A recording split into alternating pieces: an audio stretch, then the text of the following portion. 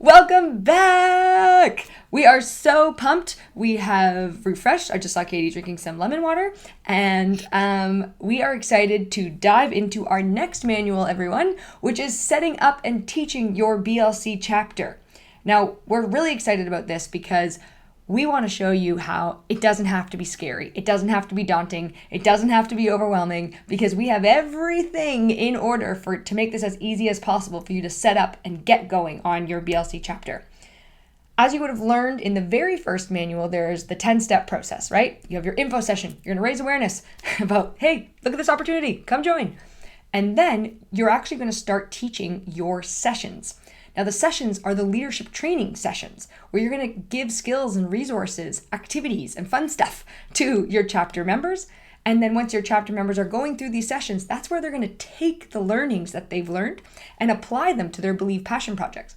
So as you'll see here in this timeline, number 2 all the way to number 7, those are your actual kind of leadership sessions, which include our signature system here of innovation and creative problem solving, collaboration and teamwork, confidence, discipline, resilience, leadership, and then a work week. And that all leads to your chapter inspiration fairs, which we talked about in the last manual too. And so all these sessions where you are building their skills, helping them gain different leadership tactics and resources, all of those lessons you'll be teaching, but you'll have everything you need in order to do that. There'll be a resource folder that we send along to you after you complete your training that will have a sessions folder. And inside the sessions folder will be a 5-minute video for every single session that will actually end up giving you a quick rundown of here's how you're going to run this session. These are the activities. This is what we encourage you to say. This is how you support them in bringing their own examples to the table. So there'll be those 5-minute how-to videos for each session. Okay, so it'll be a sessions folder, and then we'll call it Session Innovation and Creativity. 5-minute, how do you run this thing? Plus, there'll be a notes session that you can use to give to your chapter members after the session goes in case they want to have a recap of what went down. Pre-written notes, okay? Then there'll be the worksheets that maybe you'll provide during the session or maybe you'll provide after. That will all be in the specific session folder. And then, of course, the slides and the speaking notes that we'll include with the actual session you're going to teach that day. And you can, of course, provide those slides to your members after the session wraps up on your online communication tool. So every single session will have the 5-minute video. How do you run the session? What should you be talking about? How can you encourage them?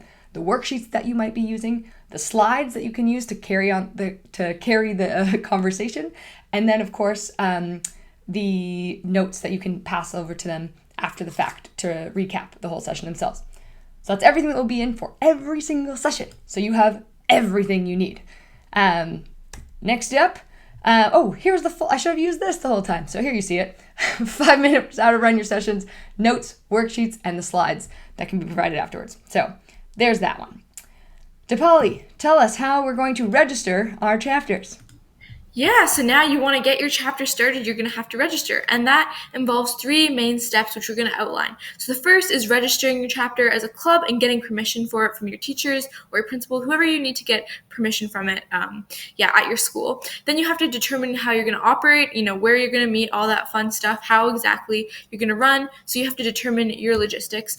And then the third thing you're going to do is actually go out there and start promotion. And once again, we have a whole other manual on that, so we'll go in detail about promotion in that manual, but we'll cover the first 2 points in this manual. So let's just talk about registering and getting permission for your chapter. So because the Believe Leadership course is run in the form of a club, it's really, really useful to have a teacher supervisor or have principal permission. Teacher supervisors can help you with so many things. They can help you spread the word about your chapter. They can help with volunteer hour validation. And for in-person clubs, they can also help you book rooms to run your sessions and your inspiration fair in as well. So they are very, very helpful and highly, highly, highly recommended. So in starting your chapter, you're going to have to seek out a teacher supervisor, and we have a lot of information in the manual about that. But essentially, you can reach out to teachers that you feel comfortable with, email them. We have templates for all that stuff, and encourage them just to be your supervisor. One thing that you can really emphasize to them is that there's no extra work involved for them in being a teacher supervisor. All they have to really do is just attend your sessions, make sure everything's okay, be there if there's any questions or if an adult is ever needed. But there's no extra work for them to do because you're the one running your chapter, which is amazing. So once again, we have all of these resources such as email templates available in the resource folder. So you don't even have to think about, oh my gosh, how am I going to approach the teacher, things like that. As well, we have tips and tricks such as, you can, if you are, maybe new to your school or something, you can mass email a bunch of teachers and see which of them respond. If not, you can reach out to individual teachers. We have a lot of information on that in the manuals as well. And that is super important and highly, highly, highly recommended.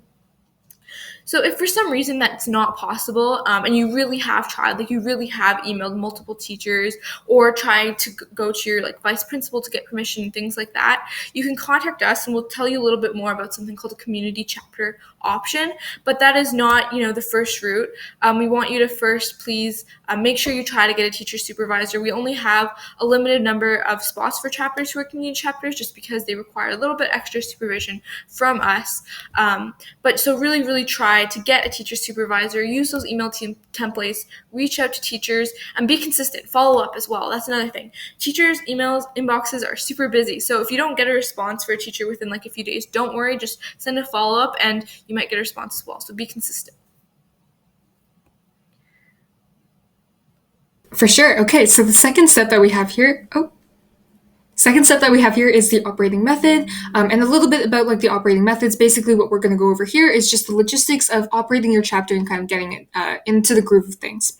So first thing that we have here is to divide work between chapter heads. Especially when you have more than one chapter head, it's very, very important for you to divide that work so that every chapter head has a purpose in your team and is able to know what they're supposed to be doing at any given time. So before you start everything, after you've done your training, it's very important for you to get together with your chapter heads and to concisely decide what everyone is going to do throughout this entire program. And that might change, and that's totally fine if you have to renegotiate the terms and what everyone's supposed to be doing, but making sure that everyone knows what they need to be doing at any sort of time is very important to make sure your team can work together properly.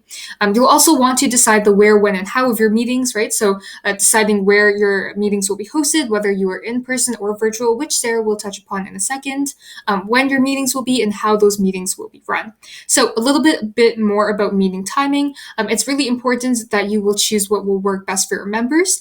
So this might look like taking note of what sort of clubs run at your school. For example, if at one chapter you know that a couple of the big clubs are running Monday, Tuesday, and Wednesday, you might not want to host your chapter on Monday, Tuesday, and Wednesday so that you can get those chapter members and make sure that those people aren't being taken away from other clubs. So focusing on which days will be more available for members and which days more people are more likely to join your chapter for.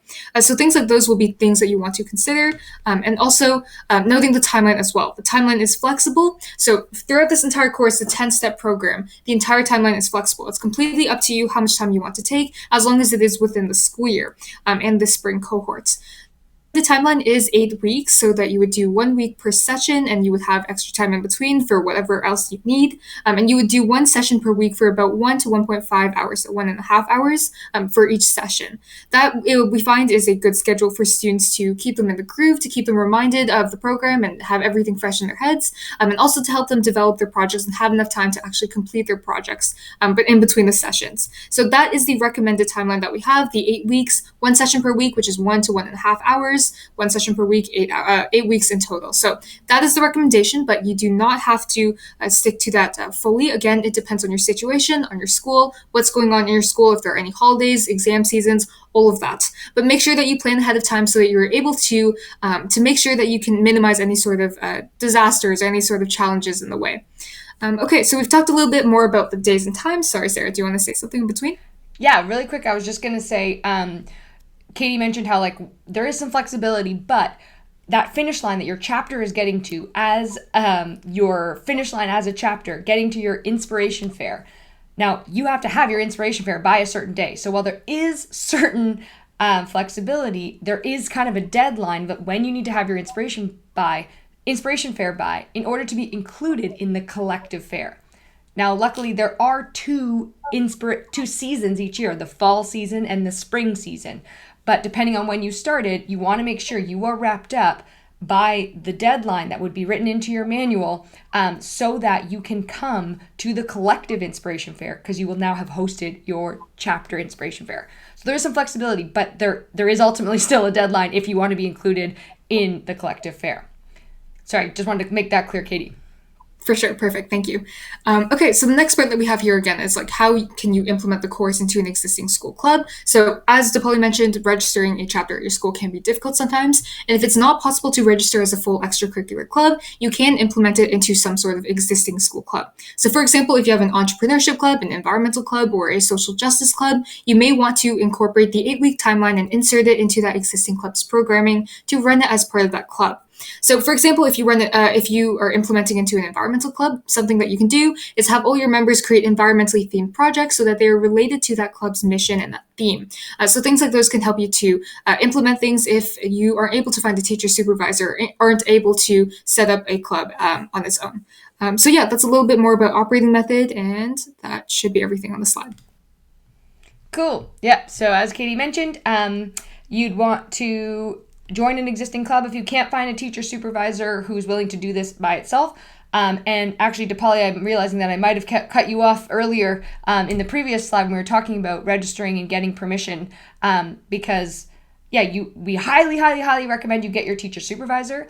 And if you can't find someone to do just the BLC for your teacher supervisor, then you may just go to a teacher who is actually running an existing club and say, hey, can we do this 10-step program as part of social justice or as part of, the leadership club or whatever it is. And so you can implement yourself into an existing chapter or an existing club. And DePauli, do you want to just revisit the difference between a school chapter and a community chapter for everyone? For sure. So school chapter is what we highly encourage everyone to have. It's essentially the recommended route where you have a teacher supervisor, you run your chapter at your school. So for example, if your chapter is White Oaks Secondary School, you'd say this is the WASP BLC, and you'd run it within that community, and that's the recommended route. However, if you really cannot find a teacher supervisor, you can go towards the community chapter option, which is essentially where you run without a teacher supervisor, and you're kind of like an unofficial club in a sense at the school. So you might not be posted on your school website. You might not be able to do things as easily within your school, such as rent out like rooms to host your club and at your school, which is why it's a lot more difficult. But you'll just be working within your community. And we also want to say with this option, you still should target your school audience or your school area as your target audience. If you are a community chapter, and once again, you have tried to get teachers, we don't want you saying, we're opening up this BLC chapter to this whole town because now we have no restrictions just in our school. That's not exactly how it works. Yeah, great point. That we want kind of, if you do open a community chapter, because you're not able to find a teacher supervisor, which is not recommended, but that you would still stick to the student audience base at your school and to be an unofficial chapter. Because otherwise, if you make it kind of like, oh, we're doing this whole region, well, then what if there's a school down the street that's doing a Believe Leadership chapter, and then the chapter member is like, sorry, do I join my region or do I join my school? I don't know what to do. So we don't want to have that confusion. So stick to your school. Even if you are a community chapter, your audience and your members should still be collected from your kind of school. Thanks for all that information, DePauli, and sorry for cutting you off before. So we've talked about how to register and get permission. And if you can't get a teacher, then you look at a vice principal or a principal or someone. And then we talked about operating method, that now we want to implement it either in an existing club or start your own, and then make sure you have enough chapter heads.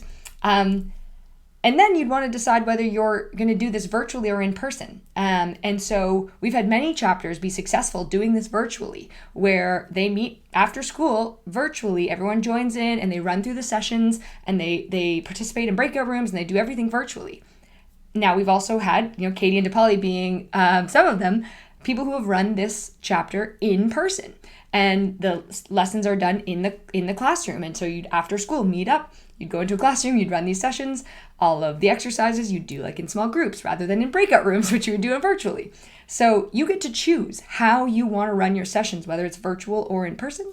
And of course, you're witnessing right now the chapter head training is completed virtually. Once you have decided how you are going to run your chapter with your members, then either determine the meeting location, whether that's a room or location at the school, or what platform you want to use, whether maybe that's going to be Google Meet, maybe that's going to be Microsoft Teams, or maybe that's going to be Zoom.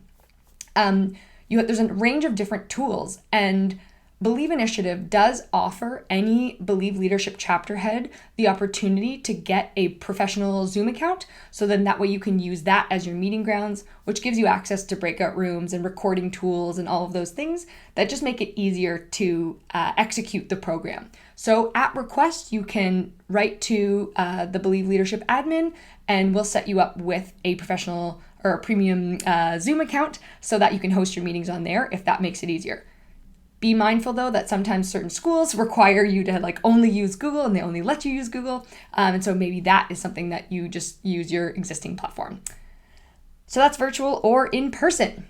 Tech tools. DePauli, tell us more about all the options we have in the world. Yeah, for sure. A lot of the logistics that you'll see depends on your school culture, but tech tools I think is pretty common for any chapter around the world. So let's just talk a little bit about tech tools. Whether you're running your chapter in person or virtually, you want to be able to communicate with your chapters in a clear, effective, and timely manner. So we have a few virtual platforms that you might want to use that we suggest you use. And some of these include things like Google Classroom, Microsoft Teams, or Slack or Discord. So the first type of virtual platform is for sharing resources and info with your chapter members. And these would be things like announcements, resources, assignments, and things like that. So we strongly suggest Google Classroom. It's really easy to use. You've probably used it with teachers as well, and you can really easily create assignments. You can track everybody. You don't need to create your own spreadsheet. You can also post announcements really easily, and people get notified with them via their phone or in their email and things like that. It's super, super easy to use. But you can also use Microsoft Teams, Slack, or Discord, or other things that your school board uses. Out of the two over here, I think we kind of ordered them in rank of which we'd recommend, which is Google Classroom first. Then if you're a Microsoft Teams school board, Microsoft Teams, and if needed, Slack or Discord. You just want to make sure if you're using those, the threads don't get too cluttered up with people just commenting random things. And so you might be wondering, how do you actually use these platforms, and what are you supposed to post on them? So as I mentioned, just kind of going over that again, you want to post reminders for your meetings so people actually attend. What's really important too is to post resources. So after your lessons, what I personally suggest and found helpful when I was leading my chapter is to post the slideshows and the worksheets from that day so people could look back on them, as well as the kind of to-dos for next week. So anybody who's like, oh, what do I have to do this week in the BLC as a member, could look back and just find that on the announcements. As well, you'd create assignments and the polls, which will all be detailed in your chapter head master checklist for your chapter members there as well. And if you are using Google Classroom, make sure you are as a teacher so you can post, you can mark things, which basically means you can return things to your students. And when you do post, your students will get notifications that you posted as well. Okay, so what do you actually use to run your sessions? Now that you've communicated to everyone that you're launching this incredible club, how do you actually present this club? So if you are running virtual sessions, we do suggest things like Google Meets, Microsoft Teams, Zoom, things like that.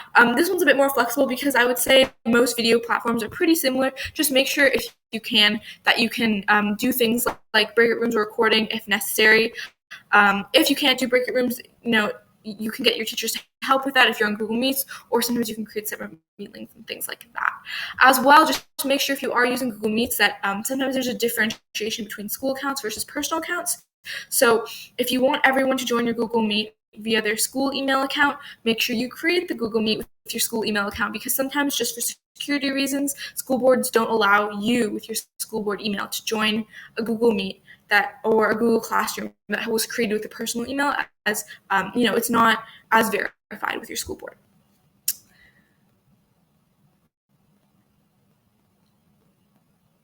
As well, if you ever do need help setting up Google Meets and things like that, you can. We have a bunch of resources in the manual to help with that.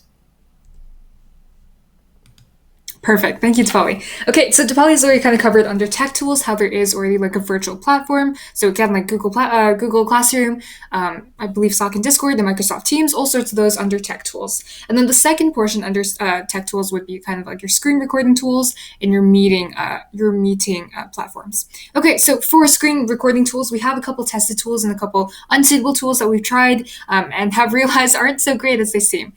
So to save you that kind of like trial and error there, we have a couple lists here. Under tested tools, we have Xbox Recorder. So Xbox Recorder is built into Windows. It's pretty easy to use and relatively high quality for any Windows user. I've tried it a couple times and it works for me. I use it for all of my recording needs. So you can press the Windows key and then the G key and it should be able to give you that Xbox Recorder pop up. You can also use the Chrome Web Store extension called Screen Recorder. It's by Eric Behrens. I don't know how to pronounce that. I hope I'm pronouncing it right. But if you search that up in Chrome Web Store, you should be able to find it. That one comes with auto captions, I believe, so subtitles. In English, I think it is. And it's also pretty easy to use once you get the hang of it. That might be an alternative if you don't have access to any of the other ones here. If you are using Zoom as your meeting platform, there is a built-in Zoom recording function, which automatically downloads the file after you end the meeting. So that Zoom record is also an option. And there is also a built-in MacBook recording option, which is Shift, Command key, and then 5. So all those options are tested tools. They should work perfectly fine according to which one you use. Unsuitable tools are Loom. Loom has a premium account that we will not be able to give you access to. I believe the limit for a Loom account is either 4 or 5 minutes for the free version, so you will not be able to be using that one for screen recording. For Screencastify, it also has a free version, but Screencastify tends to lag a lot, and I believe there is also a premium cap on that too. For any of the tools that you use, whether you're using the tested or any of the other tools that are out there, make sure that you record your tab audio so that you can get any of the videos that are in your slideshows, that kind of thing, and make sure that you record the call tabs specifically. You also want to make sure that your mic is on and that you're recording, so it's really important to test your tools ahead of time to make sure that you get both your voice, the voices of anyone else on the call, and anything that is playing like in the audio of the slideshow. So making sure that you test your tools ahead of time, very, very, very important. Make sure you do that. Great. As well, for the tools, just as a reminder, you might be wondering, why do we need these tools? These are mainly for things like recording. So if students missed a lesson, that's where they would refer. Recording isn't necessary if you feel like people aren't going to be missing lessons often or anything, but it is recommended and we have resources for it. Yes, thank you guys so much. That's great. So we have all of our tech tools. We know kind of how we're going to set up our platform, how we're going to communicate, how we're going to record our screens. And then, Dipali, your internet was cutting out just a little bit while you were teaching it. So guys, if you have any questions based on how you run it virtually or how you share resources with members, just reach out to us because we know that some of that cut out just a little bit, but not too much. Right, next or you can review the manuals. Yep, or it's all in the text. Good job, Katie. Love that. We talked about be resourceful last week, guys. Here it is. Here's the chance. Read everything in the manual. It is all there, nitty gritty, like everything you need to know. So all the sharing resources, setting up your Google Classroom or communication platform of some sort. Let's say while you're hosting your meetings, okay, no matter what platform you use, Google, Zoom, Microsoft Teams, whatever. How are you going to facilitate that thing? How do you encourage discussion? And so we have a few suggestions to help make the most of your meetings. And one of them is to incorporate the session icebreakers, because sometimes just getting people comfortable, getting used to each other, getting to know each other outside of like the content that you're learning, but just like more kind of like fun stuff is a great way to create unity, to create connection. And so people are more likely to share and be engaged and involved when it feels like a family. And so use those icebreakers as part of your sessions to really get everyone engaged. And then of course we know like there's often going to be times where we're like, okay, and then ask the group this question, like, what is confidence? And try to call on the person that is comfortable talking, the person that would be willing to share an answer, just to kind of get the ball rolling. And if you don't have anyone like that, or after you've called on that person, now where do you go next? Sometimes a great way is to just turn the direction towards yourself now. So if you said, what is confidence? And you called on that one person who you knew would talk, and then no one else is volunteering, to keep giving people more time to be willing to engage, maybe you turn the question on yourself and you're like, when I think of what confidence is, I think it's blah, blah, blah. So, answer your own questions. And Another great thing is to encourage networking and remind people that they aren't just there to like sit and learn the sessions, right? Like we want them to engage. This is a big part of like these people that you're going through this program with could become incredible network members for you, like for a high school summer internship, or for helping you apply to university if there's some older members and younger members, or who knows what. So really remind them that there's more here than just what meets the eye. And then of course, not everyone is comfortable speaking, and either if you're on virtual, you're unmuting, or maybe if you are doing virtual, use the chat function and say type into the chat, and that can sometimes make people feel more comfortable. A way that you might use that in person is you might say like, everyone write down your answer on a piece of paper and just like hand it in at the front, and then you could read off some of those if you have a very quiet group. But using chat, different ways for them to express themselves is a great way. And then, of course, mixing up the kind of more broad, like, who wants to answer this? And then calling on specific people. Because sometimes that quiet, reserved student just needs someone to be like, hey, Julie, come on, like, what do you think of that? And then they might be more likely to engage. So, don't constantly poke people maybe, but give a broad question and then target some individuals. And of course, as uncomfortable as it can be, to leave time and space. You ask a question and then you're like, that's uncomfortable, right? You feel weird. But leaving that space for people to kind of just have a moment to think about their answer and then be like, okay, yeah, fine, I'll contribute. Might be a great way to help foster some of that great discussion. Another really great thing to create a community, a family that's going to help make every session better is sharing your contact information at the end of all the sessions, but especially in the early sessions. So if someone does want to reach out or ask for help or get more clarity or chat with you about whatever, they have a way to reach you and not feel like they're bothering you. And so I think the more you can say like, I'm here, for sure I'm here, reach out, they'll be able to reach out to you. And then in some of those questions that some people might approach you with offline, you can bring those back to the group the following week and be like, it was really great. Like Julie came and saw me and asked me this question. I think everyone should hear the answer to that. And they might start some different discussions in your group. So these are all suggestions. We are, again, here for you if you run into any hiccups, any problems. And certainly, there might be a disruptive person in the group. And a great way to do that is just offline, pull them aside and say, there's people here that are really trying to focus. And I just want to know, like, is there something that I could be doing to help you feel seen or help answer some questions because you kept asking the same question 14 times to be silly in the chat? You don't have to say you're being silly, but a great way is to just kind of talk to them offline. Let them know, like, I see you, I'm hearing you. What can I do to help you overcome whatever's happening here? Because there are those disruptive members sometimes, and it's not you, it's them. And so find out what they need to help them overcome that. Breakout room tips. Because every session you'll have some activities, some discussions, and a great way to get the group to engage each other is through these breakout rooms. So, Katie, take it away.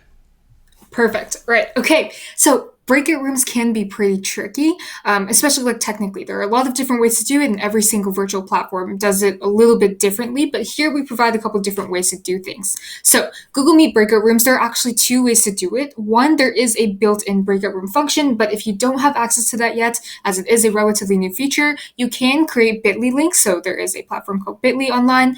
You can shorten the links and create those links for every room. You should be doing this prior to each session so that you can have those links ready to go. And the format for that would be bit.ly. So in the example to the right here, you can see APHS BLC breakout room 2, B2. So you could do something like that, but we recommend that you write your school abbreviation with the BLC abbreviation in there so that we can have those links open for anyone who needs to create bit.ly links. So please include your school name as well as the BLC if you make bit.ly links. You can also use a random team generator to split up the rooms, to split like the members into room 1, room 2, room 3, depending on how many members you have. And we recommend to use random lists. Again, this is just a random recommendation. This is the one that we found worked best for us. So you're free to use anyone, but that one is available for you. We also recommend that you use the main session as breakout room 1 and that you have one chapter head stay in that session the entire time to keep the call open. And again, this depends on how many chapter heads you have. For example, if you have 3 chapter heads and you have a relatively medium-sized chapter, you may want to create 3 different breakout rooms. So you have the main session room as breakout room 1, you create a link for breakout room 2, you create a link for breakout room 3, and in each breakout room you have a chapter head stationed there so that they can watch over the room and they can guide the discussion. So we find that to be really helpful to have a chapter to guide the discussion, but if you don't have that, it's okay. You can be flexible and find a solution that works for you. And again, breakout rooms work fine if you don't have any chapter heads in them at all, or if you only have one chapter head, what you can do is kind of bounce around every single room and check on each one periodically. So either of those options work, again, depending on how big your chapter is, how many chapter heads you have. And if links expire, don't panic. Just create temporary links through the Google Meet website. Do the best that you can to stay level-headed and to get those links fixed for the next session. One of the ways that is the best for Google Meets to create recurring links, so a link that doesn't expire, is to do so through either Google Classroom. You can, at the very top of the banner, I believe there's a spot where you can have a generated Google Meet link, so you can use that. That's helpful because 1, it's recurring, it won't expire as long as the Google Classroom is active, and number 2, your chapter members will always have a space to access it. So they'll know, okay, we have a Google Meet today. I'm going to go to the Google Classroom and I'll be able to access it there. So that is one available option if you're operating on Google Classroom. The second option is to create a Google Calendar event that repeats every single week for your meetings. That way, there are 2 benefits again. Your chapter members have it in their calendars. They know when every single meeting will be, and they also have the Google Meet link in the calendar events whenever they need it. So that is several different ways that you can do it for Google Meet. For Zoom, however, there are built-in breakout rooms, so you can use those and you can find those instructions and information online on Google as well. So if you are using the Zoom breakout room feature, you might want to remind your chapter heads to download the Zoom app and to update to the latest version of Zoom so that they can move themselves into the right breakout rooms so that they can use breakout rooms overall. Also, you can see here that we have a little sample slide on the left bottom side of me. You can see that we have all the chapter heads listed. So this was an example for my chapter a couple cohorts ago. So we have chapter heads Katie, we have chapter heads Natika and Hansini. You can see which breakout rooms are under, who's in those breakout rooms, and what links those are. So you can see that for the main room, room 1, it would be stay on this call. Room 2, we have the bit.ly link. Room 3, we have the bit.ly link. And all those links were posted on the Classroom as well. So you could just click them if you don't feel like typing them out or if you can't type them out for whatever reason. And then we also have the questions listed on the slide there because that helps chapter members to know what they kind of need to say going into that breakout room. So a couple little tips there to get things started and to make things as easy as possible in a breakout room experience. Okay. For after each session, there are a couple steps you'll want to take as well. So you'll be posting the following to your chapter's virtual communication platform. Again, that could be Google Classroom, it could be Microsoft Teams, it could be Slack, it could be Discord. You want to post the following things there. Okay, so first thing you'll want to do is post your session slides. So after lesson number 1, you'll want to post the lesson number 1 slides. Post the session notes so that any chapter member will be able to go over those at a glance. And then post the chapter member to-dos for the next session. So again, all the to-dos are listed in these session slides at the very, very last few slides. So you can either screenshot those and attach those separately, or you can just copy and paste them into your announcement on your virtual communication platform. You can also do this in like a checkbox sort of form so that you can have like, number 1, you should be completing this. Number 2, complete this. You can bold things, you can make things more engaging and more clear as to what is more important. So things that would be more important would be like chapter member deliverables, for example, like assignments, media submission, those sorts of things might be something that you want to draw more attention to over maybe, say, completing your reflection questions, right? So some things may want to be prioritized over other things. So making those chapter member to-dos really, really clear in your posts will help your chapter members to kind of guide themselves along there. You can also remind your chapter members to use the member reference workbook, which will help your chapter members stay on track with all of their things that they need to complete as well. There are also additional resources per each session, so these would be found in the session folder. That might be something like a brainstorming sheet to help your members brainstorm what their passion project might be in the first few lessons. It might be something to help them with their resilience, it might be a habit tracker, things like those. Those additional resources are found in the session folder. So take a look, see what you need to post ahead of time or after your session, right? So some things that you might need to post ahead of your session, some after, depending on if your members will need them during the meeting or not. Amazing. Thank you so much, Katie. So that's everything you need to post in the session. We've thrown a lot at you again. theory, or it's just the standard of these manual videos, I guess. But in summary of everything that you would need to kind of like at glance what you need to do, and this will kind of give you an idea of what the master checklist is going to look like. It's going to be like this foolproof checkboxy. But a summary of this lesson, what we've just talked about, is that you need to register your BLC chapter at your school and reach out to your potential teacher supervisor, whoever that could be. And again, you can either incorporate into an existing club or start as your own and get that teacher supervisor to have your club in isolation. Then you need to promote your chapter, and there's a whole manual on that. We're going to get to that soon. Once you've promoted it, you've gathered your members. Now you have your list of members. Now we need to create whatever platform you're going to use to share those resources, whether it's a Google Classroom, whether you're just going to do an email list every time, or you're going to put it on something else. How are you going to share resources and communicate with your chapter members? Once you've communicated that, make sure you actually add your participants to that platform, right? Doesn't help if nobody's there as you're posting stuff. Then, if you're virtual, you're going to create those meeting links to run your sessions. Or if you're in person, you're going to choose the meeting location that you're going to use, make sure it's booked, make sure it's scheduled, and your group has a place to actually meet up. And then make sure that all of your chapter members have access to those resources for every single session, so that once they show up to the very first session, they know what they needed to kind of download ahead of time or bring with them. And then after the session, they know their to-dos and what's their next steps and how can they keep moving forward. So that's setting up, registering, preparing for your chapter. Hopefully this has been helpful in helping you see that while it's a lot of work, it can be simplified down using the master checklist, and this is just kind of a taste of that right here. So, do you think they're on their way? Do you think they're ready? They're really doing it, right? For sure. Great job for getting through this manual. Woohoo! Yeah, you guys are through the hardest parts now. The foundation and the setting up, those are the hardest ones, I think, right? Yeah. All right, so we will see you guys next video. Before we go, though, team high five. Ready, go! Nice work. Congrats on Manual 2. You got this. You're doing great. See you guys soon.